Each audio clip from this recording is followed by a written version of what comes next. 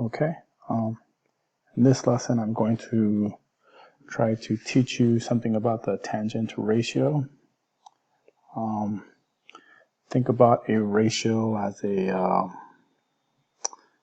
fraction. Let me give you an example of a ratio. So 1 to 2 or 1 over 2. That's a, we can even say 1 to 2 ratio. So ratio can represent many things.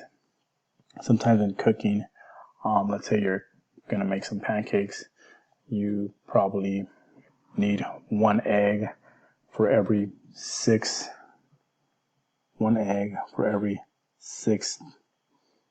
pancakes you're going to make. You could define that as a ratio as 1 to 6. So that's an example of a ratio.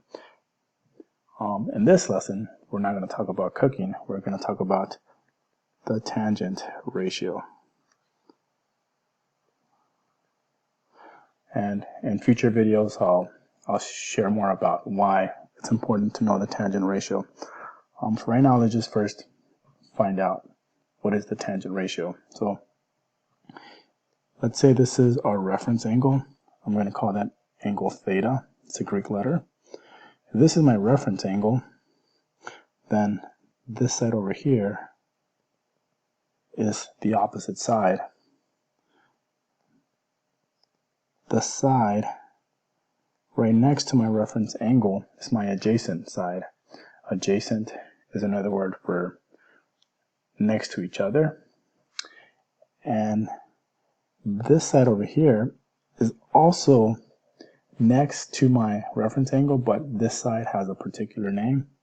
It's called the hypotenuse. And the hypotenuse is always the longest side that you can see, and it's always the side that's across from the 90-degree angle.